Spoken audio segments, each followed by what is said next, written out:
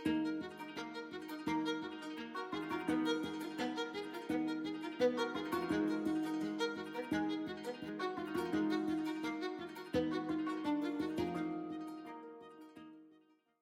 hezký dobrý den, já vás zase vítám u mikrofonu podcastu Chci o tom mluvit.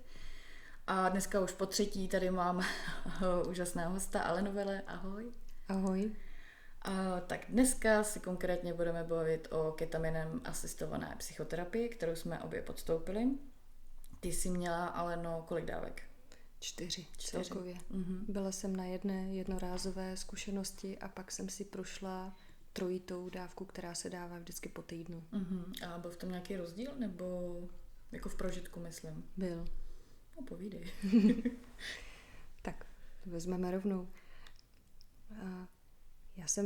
Rozdíl v prožitku byl veliký i v tom, že jsem dostala víc látky, víc toho ketaminu a stupňovalo se to, že když jsem byla na té jednorázové zkušenosti, bylo to pro mě nové, předcházely tomu preparační sezení a příprava, což samotné, už toto mě vtáhlo do procesu a už se děly pro mě zajímavé ano, tady tím to věci. Začíná. To říkáš přesně, ne tím podáním, ale už tou přípravou. Už tou přípravou, že něco se stane, něco se odehraje, jsou tam určitá očekávání třeba nějaké změny životní, i když to nemusí odpovídat realitě, ale zkrátka už je člověk v nějakém procesu.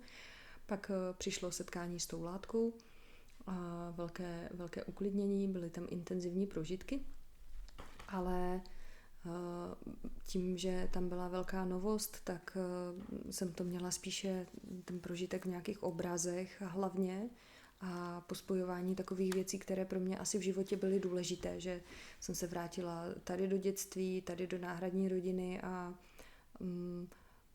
bylo to jako oslovení témat, která jsou pro mě pořád emočně nabitá. Takové zvědomení toho, co teďka v tom životě můj mozek řeší. A když jsem pak byla na tom trojitém podání, tak to byl jiný proces v tom, že já jsem se vracela k tématům naopak, která pro mě jsou ještě ne úplně odprožívaná a taky k tématům, nebo k pocitům, které jsem potřebovala zažít jinak. Proto jsem měla potom pocit, že je to jako operace mozku. Já jsem, když jsem šla 3krát po sobě, tak po každé jsem dostávala silnější dávku. Že jsme se domluvili na tom. To tak většinou bývá, no, že ti to postupně navyšujou. Jo, jsou to mikrodávky. Jste si, jako je to vypočítaný na váhu, jste si tady někdo nemyslel, že dostáváme nástřely a jsme 3 dny v prdeli, tak to není, jo? Ne, jsou to pořád mikrodávky, že se z toho člověk vždycky probudí a nepoprobudí to není jako do spánku. No. Ale prostě trvá to 3 až 4 hodiny, ten trip, jo, nějak takhle. U každého to může být i jiný. Jo, tak jenom a nejste úplně mimo, pořád jste v realitě, jo, jako byť máte halucinace nějaký, je to halucinogen ketamin, jo. Nějaké představy a je to umocněné tím, že ještě, abych zmínila, jak to probíhá, je to normálně na klinice, kde člověk přijde, jsou tam terapeuti, lékaři, člověk je vždycky pod dohledem a pak to samotné podání probíhá tak, že buď to teda pacient vypije, nebo je mu to podáno injekční stříkačkou. Ne, co? Já jsem si vybrala injekci potom na to trojité podání. Nejsem si úplně jistá, na začátku jsem to možná vypila, tam potom tou injekcí je tam lepší vstřebatelnost, takže je to máte takové jako i větší kontrolu nad tím, co do sebe dostanete. Pokud se to rozhodnete vypít, tak musíte taky počítat s tím, že náběh je mnohem delší, než to projde celým trávicím systémem. A může vám být z toho blbě jako na žaludek. Nemusí vám to udělat úplně dobře. Takže já jsem si taky vybrala vlastně injekci. No, to jsem šla to trojité podání injekcí a potom pak si člověk lehne do pelíšku, do postele čisté, kde má stínítko na oči, takovou tu masku a sluchátka na uši, kam se pouští hudba. A za pomocí té hudby se právě můžeme vydat na nějaký trip do nějakých oblastí naší duše a mozku, kam nás to zavede. On ten ketamin má antidepresivní účinek, takže potom ještě nějakou dobu trvá. A pro mě bylo hodně zajímavé kromě toho, co mě to přineslo, ten týden potom, kdy jsem byla na jedné straně hodně křehká, jako kdyby mi chyběla taková membrána nebo nějaký filtr na vyhodnocování informací a vyhodnocování priorit. Všechno bylo důležité, všechno se mě dotýkalo, ale zároveň uvnitř mi spousta věcí byla jedno. Měla jsem takovou jako dobrou náladu a cítila jsem se vyrovnaně. Po tom zážitku. Po tom zážitku. Po těch 3 a i tenkrát po tom jednom, že?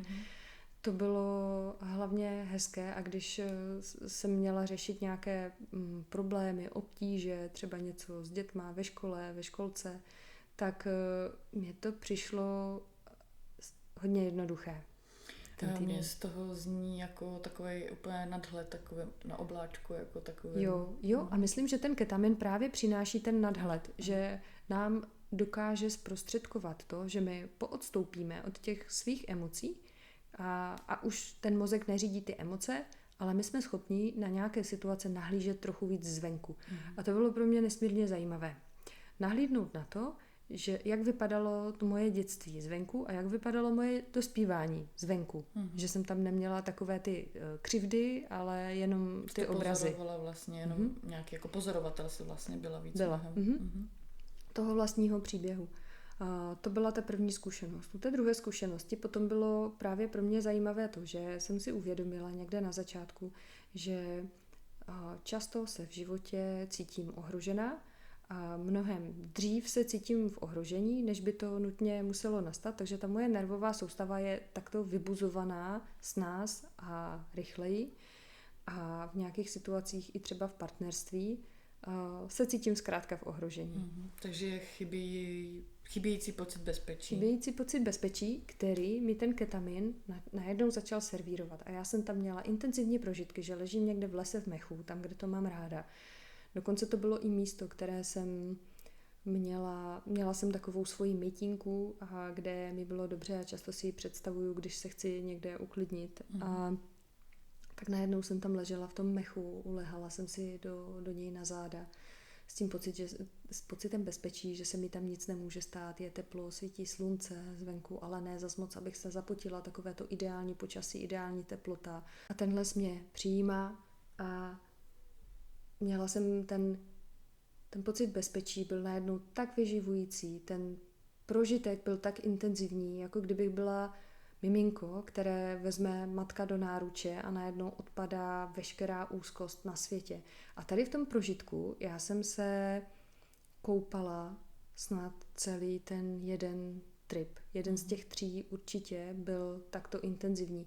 Proto jsem měla potom pocit, že je to jako operace mozku, že jsem najednou dostala injekcí vstříknutý pocit, který mi v životě chyběl. Takže jsem se potom cítila silnější v tom, že nemám nějakou absenci něčeho, nejsem tak snadno rozhoditelná, manipulovatelná a i když na to navazoval potom ten vztah, který úplně dobrý nebyl, ale možná právě proto, že na začátku jsem dostala takto dobrou výbavu, tak jsem třeba to ustála, byla jsem omámenější, ale nicméně z toho pořád čerpám, protože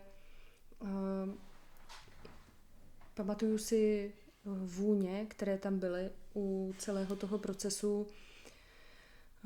Na něj jsem si vybrala eterický olej, který tam byl, jeden typ, a ten jsem si potom nakapala ještě na ruku, když jsem odcházela. A vždycky, když jsem si přičichla, tak najednou se v těle rozjel ono to jde hodně do emočních center, takže jsem si potom oživila ten prožitek toho, jak jsem v mechu, jak se cítím v bezpečí, jak to prochází celým mým tělem a do dneška to tak mám, že když si tady ten olejček nakapu na ruku, tak mě dokáže krásně sklidnit, protože to tam je. Takže mě ketamin přinesl vyživení toho, co mě v tom životě chybělo. Někde tam na začátku, když jsem byla to dítě nějakém možná v ohrožení, možná když mě v porodnici odnesli od mámy a byla jsem tam někde v té postýlce a chtěla jsem do toho bezpečí, tak třeba tady to zahladilo nějakou ránu, vyživilo. No možná i jako to dětství, že to si popisovala v jiných dílech, že to taky nebylo úplně OK, že tam byl chaos, zmatek. Byl tam chaos, zmatek a násilí nějaké, takže...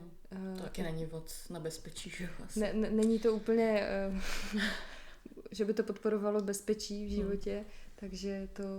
Takže to bylo pro tebe hodně důležitý tohle Bylo to hodně léčivé, musím říct. A tady to trojité podání, takže dohromady to zabralo měsíc i s přípravou a s následnou integrací. Ta je taky hodně důležitá. Jo, to asi bychom se tady do toho měli zastavit a vysvětlit. Na přípravě vlastně se s tím vaším průvodcem, psychoterapeutem bavíte o nějakých záměrech, nějaká očekávání. Některý říkala, ale na to si můžete dát. A ne vždycky dostanete to, co si přijete, zejména takhle na ketaminu nebo na nějakém takovém tripu, ale potom vlastně po podání toho ketaminu tak jsou naplánované 2 integrační sezení a tam se vlastně bavíte o tom, co se tam na tom ketaminu dělo. Jenom třeba moje psychoterapeutka si vlastně dělá poznámky, i když třeba mluvím nebo takhle právě, takže si k tomu třeba jako vracíme, nebo já si tam právě vzpomenu na nějaké jako věci nebo tak.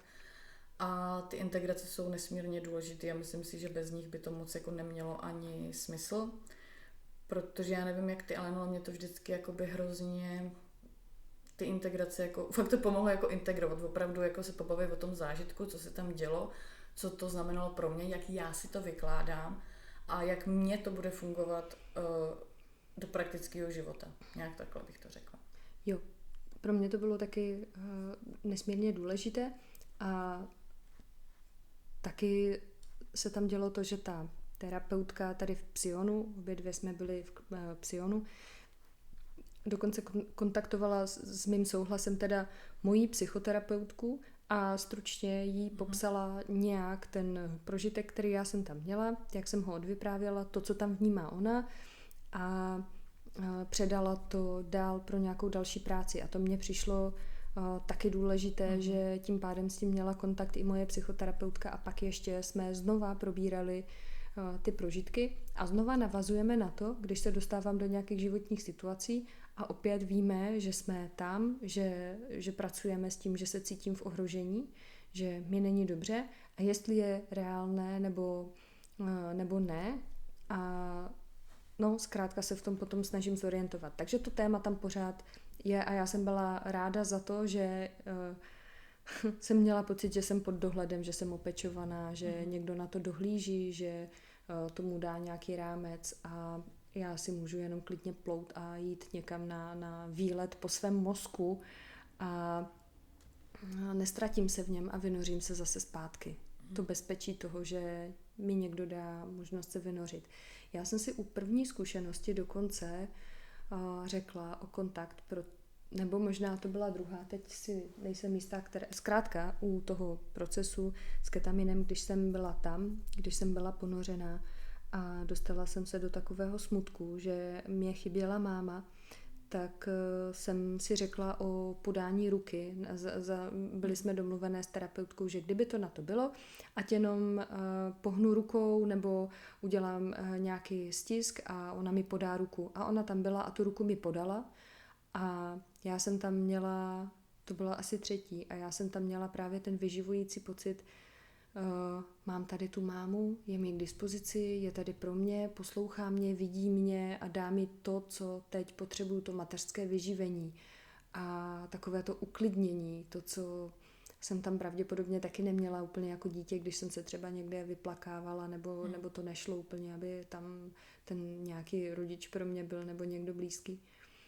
Takže i ten fyzický kontakt v téhle míře je tam možný.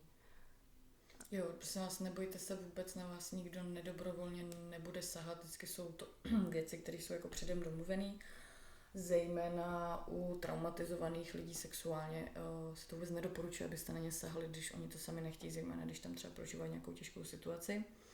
Já bych řekla, že ten pocit bezpečí, nebo obecně jako ten pocit bezpečí z toho procesu celého jako takového jsem měla jako já dobrý celou dobu, že vlastně jsem tam neměla žádný zaváhání, jako si říkala, tak do tohohle nejdu, tohle to vypadá jako prostě blbě, nebo tady se ke mně budou chovat blbě. To bych tady chtěla jako vyzdvihnout práci pracovníků v Psionu. A je ještě něco, co bylo třeba na těch 2 dalších dávkách? Já jsem chtěla ještě říct ty důvody, které mě přivedly na Psion, že sice je to jako léčba, Což znamená, že tam člověk pravděpodobně teda přichází s nějakými psychiatrickými obtížemi, nebo může to znít tak, že je to pro lidi, kteří mají nějaké vážné psychické problémy. Ale ono taky stačí, když je člověk úzkostně depresivní a opakujou se mu v životě nějaké věci, nějaké situace, které není schopen překonat, a nebo třeba v psychoterapii dojde do nějakého bodu před nějaké zavřené dveře, které nedokáže otevřít a nedokáže se posunout dál. A já jsem k těm dveřím došla několikrát a proto jsem za sebou teda měla, řekněme, tu neúspěšnou léčbu nebo nefunkční léčbu a chtěla jsem vyzkoušet nějakou jinou cestu a ten ketamin mi to poskytl. Mm-hmm. Takže důvodem, proč jít na psion, může být třeba právě posttraumatická stresová reakce, porucha, nebo úzkosti, deprese. Panické ataky, OCD taky. Je to samozřejmě pro lidi s traumatem a myslím i na závislosti, ale nejsem si teďka jistá, jak to tam s tím mají. U traumatizovaných lidí to může být jako ruku v ruce. Takže jako opravdu nemusíte mít za sebou třeba jako můj příběh nebo i tvůj, ale může to být třeba stres z práce, který vás přejede jako už, jo. Jste z toho třeba hodně úzkostný, tak i tohle může být. Já třeba z toho mám podobný pocit, že jako terapeuticky prostě já jsem se nedokázala k těm věcem dostat. Traumatickým. Prostě to tělo vás tam nepustí, pokud se necítí dostatečně v bezpečí a že to zvládnete. Takže vlastně až v Profemu se jakoby podařilo té terapeutce. Profem je organizace nezisková, která pomáhá ženám v oblasti domácího a sexuálního násilí. Já jsem tam čerpala rok terapii. A byla to ta nejlepší terapie, kterou jsem zažila, co se týče jako na trauma. A byla to první terapeutický vztah, kde jsem se cítila naprosto bezpečně po celý rok. Ani se to nevychýlilo nikam, kde bych měla pocit, jako, že to je blbý. Taky na ketaminu nebo s tou psychoterapeutou řeším hodně pocit bezpečí, ten se mě zatím jako vyhejbá. Ale mě ten vlastně ketamin způsobil to samý, no. Mě otevřel mnohem víc tu Pandořinu skřínku a teprve potom ketaminu já jsem pochopila, jak moc špatný to je. Ale víte, jako ono to zní třeba blbě, ale ono to jako poznání toho, před čím stojíte, jako když se s tím chcete vypořádat a vybojovat si to, tak musíte nejdřív vědět, před čím stojíte. Jo. Já jsem třeba vůbec nevěděla, že mám trauma z opuštění a jakým způsobem mi to prostě ovlivňovalo život a vztahy. Kdyby na ten ketamin nešla, tak pravděpodobně budu ten vzorec asi opakovat, nevím, do smrti, nebo já fakt nevím prostě, jo. Takže i tyhle kouzla ketamin umí. Já jsem si tam třeba sáhla, jak ty mluvíš o tom pocitu bezpečí, tak já na ten pocit té lásky nebo sebelásky nebo vnitřní lásky, nebo jak to mám nazvat. A vlastně bych to popsala úplně stejně, jako to, že to byl naprosto úžasný, intenzivní zážitek a vím, že byl pravdivý, že vycházel přímo ze mě. A to mi prostě v životě nikdo nevymluví, kdyby mi prostě jako řekl, že to je vyvolaný tou drogou, tak lže. Pro mě jako lže, protože pro mě to jako bylo opravdový. Měla jsem z toho takový pocit a i vlastně to, co se jako by dělo potom. A neznamená to bohužel, že jako ze dne na den bych se začala mít super ráda a milovala se. Ale nějak jsem v sobě jako cítila nějaký jako postupný proces toho, jak se to jako ve mně mění. Že ten sebedestruktivní mod, kdy se prostě fakt nenávidíte, a najednou se jako začala obracet nebo měnit k lepšímu. Že ta sebenenávist prostě fakt nějakým způsobem jako ustoupila, ulila se. Je to vlastně zajímavý i v kontextu toho, že první 2 ketaminy já jsem viděla skoro jako hrozně moc tmy a občas tam takhle problikávaly bílý jako světýlka.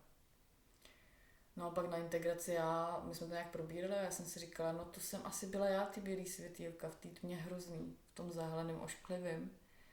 A vlastně druhý ketamin, ty světýlka tam byly jako víc a ty tmy míň a já jí říkám ze strany, kdo mě to tady pořád zasíná, teď máte tu pásku, říkám, kdo mě to tady pořád zasíná a prostě to bylo jakoby rozsvícovalo zase, jako zasnul zase a ona na mě jako ze strany, no já to nedělám, jako, že já jsem to hodně vtipná, jakoby, jo, to musím komentovat prostě a tak. Tak tohle byl vlastně jeden z těch nejintenzivnějších zážitků toho nasycení si těch potřeb, který jsme prostě nedostali z nějakého důvodu, no. Mm-hmm. Já jsem tam měla takovou velkou sebejistotu a sebedůvěru, si pamatuju, když jsem šla na to trojité podání po tom prvním prožitku. Stojím teď tady naprosto správně a jedna věc je si to říct, ale ta druhá je to prožít a já jsem to opravdu prožívala tam, že dělám to, co je teďka správné, a taková ta podpora v tom a to místo, kde se nacházím, tak je teďka v tuhle chvíli ideální. No já musím říct, jak to povídáš teďkon, že ano, já jsem tam měla takový jako zážitek. Já jsem to měla taky hodně obrazový, jako ty, i zvukový trochu, jako v tom svém vnitřním světě, že vlastně jsem na cestě. Takový uklidňující, jakoby hlas, zážitek, že je všechno v pohodě, že to bude dobrý a že mám pokračovat. Ale třeba, co mi dělal hodně velký problém, nebo já jsem si myslela, že je to dobrý, ale nebylo to dobrý a to jsem pochopila až teďka po té 3. dávce. Že vlastně hodně důležité u toho ketaminu je, jak moc si tomu prožitku oddáte. Jak moc si dovolíte ten proces nekontrolovat. Já jsem z toho měla velký strach, protože prostě ve chvíli, kdy se vám dějí podobně traumatické věci jako mě, že ztrácíte tu kontrolu nad sebou a svým tělem, tak ono pak to takhle pustit není úplně jako sranda. A až teď po 3. ketaminu jsem vlastně pochopila, co to znamená se tomu odevzdat, protože jsem, myslím, že jsem to opravdu jako vědomě udělala. A taky jsem tam dostala nějaký, a tomu se do dneška směju, nějaký hlásek z hůry, jako tak už to kurva přestaň kontrolovat, nech to být. A OK, tak jo, v pohodě.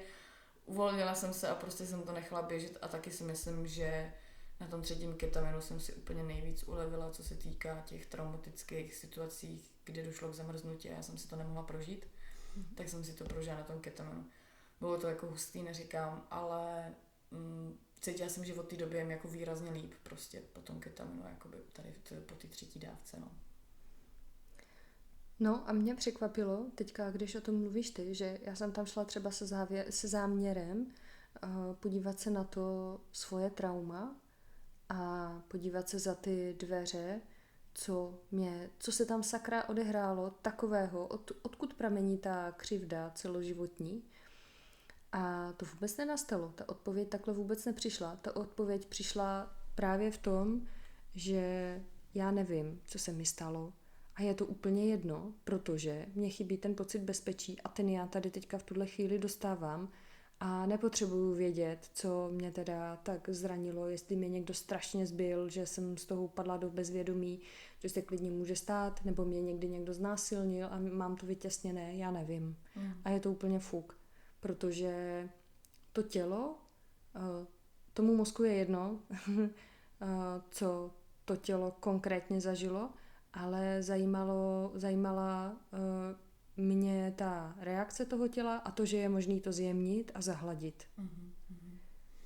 Je to zajímavé, že to zase říkáš, protože mě teďka napadlo, my jsme se teďka v poslední přípravy na ketaminu ty 3. dávky hodně bavili o pocitu bezpečí, tak jsem na tebe myslela. A dost jsme na to obě tlačili, že by to jako mohlo tentokrát vyjít a nestalo se to. Ale už jako, že s tím záměrem nějak kráčíte, je taky důležitý. A vlastně přišlo tam něco jiného. Potřebovala jsem se asi víc odložit teďkon a já věřím, že ty věci prostě přijdou, až je na ně taky člověk nějak připravený, nebo je prostě opravdu potřebuje nasytit, aby mohl zase zvládnout třeba i ty jiný traumatické jako události. Takže tohle je podle mě taky hodně jako důležitý, že vy si dáváte nějaký ty záměry, ale to tělo ví, co dělá. Jo. Tělo ví, co dělá, ketamin potom úřaduje a nějak to rozhodne. No, on to tak nějak jako přešolíchá, uvidíte, co vám nabídne prostě, ale jak jsi říkala, že vlastně věříš tomu tělu, protože to trauma je uložené v těle, byť ten mozek nějak reaguje. Tak já si pamatuju vlastně, to bylo někde, já nevím, ve 2., 3. třídě mě napadl vlastně pedofil, když jsem šla cestou do školy. Já jsem jako utekla, ale nebyla jsem si jistá, jestli tam k něčemu došlo nebo ne. Jsem tam prostě měla jako nějaký krátkodobý pamětní výpadek. No a samozřejmě jsem byla, jak už jsem měla hodně těch traumat otevřený, tak jsem už byla úplně hin z toho, že se tam něco stalo dalšího a že to bude zase další věc, kterou budu muset řešit. Tak po ketaminu jsem vlastně měla svoji terapii a tam taky došlo k předání těch informací, což si myslím, že je taky super. A nějak jsme se tam k tomu jako dostali. Podařilo se mi jakoby nějak to prožít v tom terapeutickém vztahu, tam jako tom normálním. A furt jsem byla úzkostná z toho, jestli se tam stalo něco, ne, ale jak jsem to jakoby tam u ní prožila, tak já jsem cítila úlevu. Takže v tom těle ty emoce přišly, že jsem cítila úlevu, takže jsem byla jistá, že se tam jakoby nic nestalo, nebo mě to prostě přestalo trápit minimálně, jako jo. A takže jsem vlastně na sebe byla jako pyšná, jo, že konečně ne nějaká bolest nebo něco, ale prostě úleva přišla, jakoby, jo. Takže i takhle to může vypadat. Úleva tam byla určitě veliká po každé zkušenosti. Jo, to jako souhlasím, to. I když třeba u mě se stávalo, nebo stává, že třeba na chvilku mi to ten stav zhorší, protože se tam prostě toho třeba víc vylije a já to ještě potřebuji jako nějak schroustat. Ale v tom dlouhodobějším vlastně měřítku vidím ty pokroky jako velký a rychlý. To, co jsem nebyla schopná udělat v terapii, prostě vůbec se dostat k tomu bolavému, protože to tělo vás taky nějak chrání před tou bolestí. A ulila jsem strašně málo a tady mám prostě pocit, jak kdyby to lítalo jako raketový chlukama úplně. Mě to taky hodně popostrčilo, protože doprožívat si takové pocity bezpečí a klidu, tak by v terapii trvalo nějakou dobu. Skrze ten bezpečný prostor, skrze ten vztah s tím terapeutem. To na tom pracuju tak nějak dlouhodobě. Ale tady to byl takový poskok. Po postrčení, urychlovač, bylo to intenzivní. Pro mě to určitě byla léčba. Efektivní léčba. Že ty vztahy pak můžou vypadat jinak, necítím se tam tak rychle ohrožená, ty reakce nejsou tak zbrklé a může se to skládat zdravěji určitě. Nezdravě třeba, nevím, nechci tady si slibovat něco, že od teď už to bude dobrý jenom, ale určitě zdravěji. Takže máte nějakou výbavu, jak ten život líp zvládnout?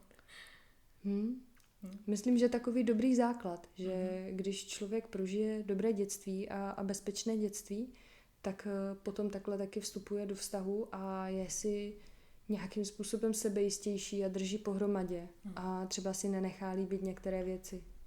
Určitě, protože pro něj nejsou normou, že on v tom nevyrůstal, že on prostě ten člověk vyrůstal v zdravém prostředí, takže tam má tu výbavu úplně jako jinou, že jde do života s úplně jako lepší, hezčí, bezpečnější výbavou, no.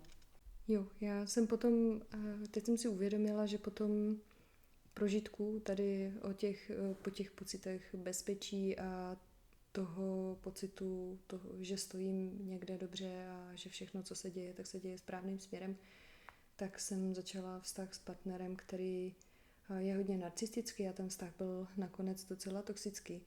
Tak mně to přijde až úsměvné, že zrovna tady potom to jde hodně v kontrastu, ale taky možná díky tomu ten vztah skončil tak brzy, že netrval nějak dlouho, nebylo tam dlouho to trápení, protože se to všechno projevilo nakonec i rychle. Přišlo tam to zhroucení, přišlo tam to velké neštěstí docela brzy a ten závěr, který byl hodně nečekaný, tak ale bylo to v řádu měsíců nakonec, což mi přijde vlastně skvělý. Jo, my tady nebudeme už rozbírat podrobnosti tohohle toxického vztahu, neboť jsme to udělali již v tom předchozím díle. Nebo možná bude budoucím, já ještě nevím, ale musíte si ho pustit, prostě, abyste se dozvěděli nějaké podrobnosti. Jo, ty podrobnosti, to je takové špeky asi, co se tam všechno dělo, ale že ten ketamin mi podle mě dal dobrou výbavu na to, urychlit ten proces a tak, aby se to poskládalo ve výsledku dobře, aby ten vztah opravdu netrval, aby se to projevilo. A to je to, o čem se tady bavíme, tady nejde o to, že když budete mít nás poslouchaný všechny příběhy, všechno načtený, takže na takového člověka už nenarazíte nebo ho okamžitě odhalíte. Jo, oni nechtějí být odhalený, to je první věc. Ale že budete mít nějaký informace, nějakou výbavu k tomu, abyste se z takového vztahu dokázali jako dostat tak, aby vás to úplně jako nesemlelo. Nezdevastovalo, protože oni opravdu ty vztahy umí být devastační.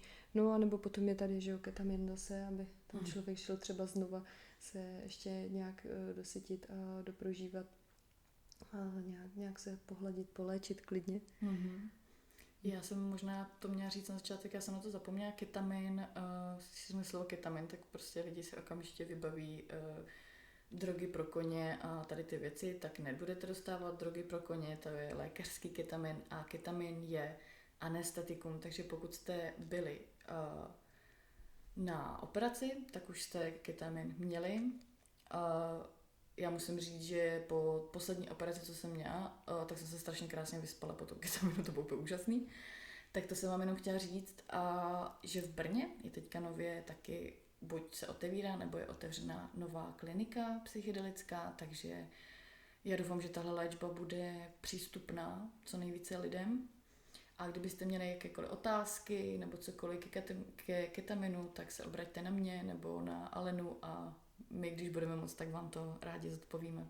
Určitě ráda pozdílím nějakou zkušenost třeba, kterou sice jsem tady odprezentovala, ale pro mě to byla opravdu funkční terapie, která může udělat obstojný krok a tím, že je dostupná. Já jsem ráda, že to tady máme, že ty psychoaktivní látky, když se s nima zachází dobře, což tam je to důležité, tak člověku opravdu můžou pomoct, můžou zkvalitnit ten život. A není to o tom, že jdeme na party a dáme si LSD a pak nevíme, co se sebou, nebo že si zahulíme někde tady v kroužku sice vědomých lidí, ale není tam nikdo, kdo by ten prostor držel. Toto je opravdu to bezpečné využití látky, která je lékařsky nějak taky dávkovaná právě podle bezpečná, jo? Bezpečná. Ověřená i na dětech, jo? To už jsou přes 50 let výzkumu, jo? To je taky důležitý. Předchází tomu opravdu dlouhý výzkum a to, že tam přijdete, nedostanete tu dávku jako v narkóze, že by vás to omráčilo, ale právě opravdu tu lehkou, která je...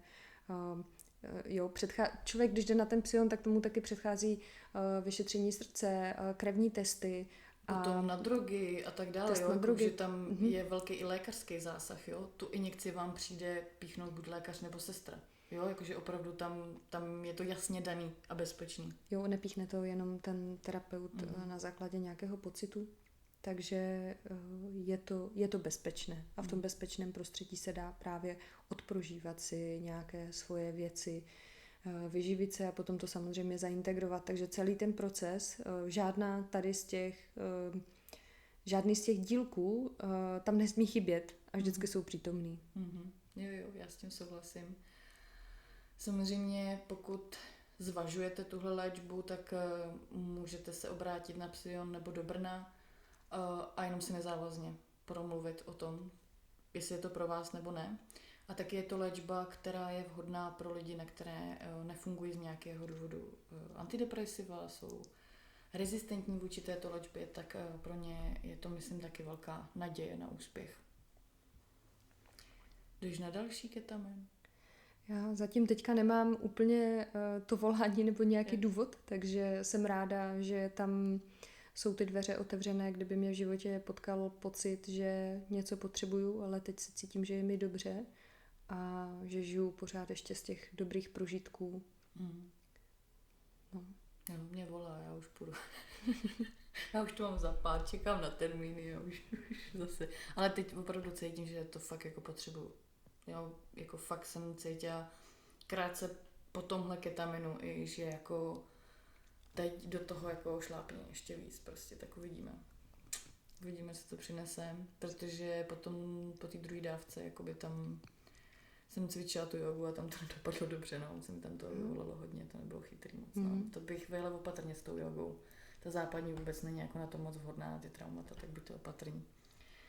No hejte se, my jsme na konci, něco jsme vám tady propustili, tak doufáme, že se vám díl líbil, že jste se dozvěděli něco zajímavého, nového a já se na vás budu zase těšit příště. Ahoj. Ahoj. Pa.